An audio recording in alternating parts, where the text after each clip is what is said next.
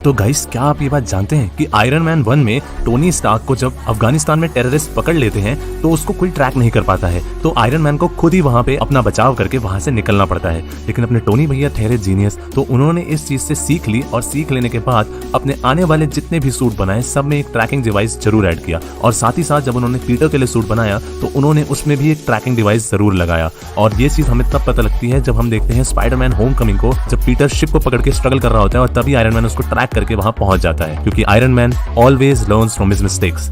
तो ये बात तो हम सबको पता है कि आयरन मैन 2 में किस तरीके से इवान ने अपने इलेक्ट्रिसिटी वाले हंटर यूज करके हमारे टोनी भैया को परेशान किया था। उसके बाद उससे सबक लेकर हमारे टोनी भैया ने अपने सूट को अपग्रेड किया और अपग्रेड करने के बाद उसको इलेक्ट्रिसिटी अब्जॉर्बर सूट बना दिया, जो कि हमने एवेंजर्स फर्स्ट मूवी में देखा। जब थॉर ने आयरन मैन पर बिजली गिराई तो आयरन मैन के सूट ने उस सारी बिजली को एब्जॉर्ब कर लिया और उसी इंटेंसिटी के साथ थॉर पे वार किया।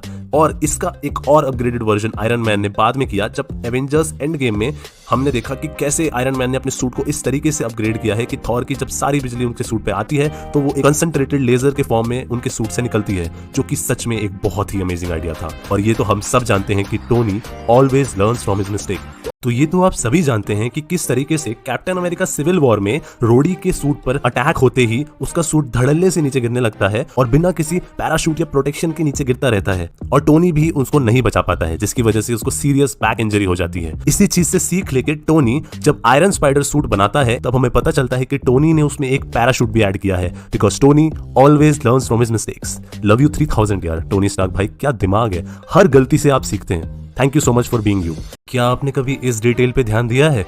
कैप्टन अमेरिका सिविल वॉर में जब आयरन मैन और कैप्टन अमेरिका की फाइट चल रही होती है तब कैप्टन अमेरिका टोनी को ओवरपावर करते हुए उसके हेलमेट पर वार करते हैं और उसके सर को एक बहुत ही नाजुक हिस्सा बना देते हैं, जिसकी वजह से आयरन मैन बहुत ही वल्नरेबल हो जाता है। लेकिन फिर भी कैप्टन अमेरिका अच्छे दिल के इंसान होते हैं, इसीलिए वो आर्क रिएक्टर पर मारते हैं। लेकिन टोनी को इस गलती से पता चल गया था कि उसको ये गलती सुधारनी पड़ेगी, इसीलिए एवेंजर्स इन्फिनिटी वॉर में आपने ये ध्यान दिया होगा कि जब थैनोस टोनी के हेलमेट को तोड़ता है तो एक नया हेलमेट नैनोटेक टेक्नोलॉजी की वजह से अपने आप टोनी के सर पर चढ़ जाता है, क्योंकि Tony always learns from his mistakes. तो ये बात तो आप सबको पता होगी कि एवेंजर्स इन्फिनिटी वॉर में आयरन मैन ने जो सूट बनाया नैनोटेक का, उसमें बिल्कुल भी कोई गैप नहीं था। लेकिन क्या आपको इसका रीजन पता है? देखो, इसका रीजन बहुत सिंपल है। आप लोगों ने अगर कैप्टन अमेरिका सिविल वॉर देखी है तो उसमें क्लियरली दिखाया गया है किस तरीके से एंट मैन आयरन मैन के सूट में घुस जाता है गैप के थ्रू और उसके सूट को मैल फंक्शन कर देता है। इसी चीज से सीख लेकर आयरन मैन ने अपने नैनोटेक सूट को नो गैप सूट बनाया, जिसकी वजह से एंट मैन तो क्या, उसकी मौसी भी कभी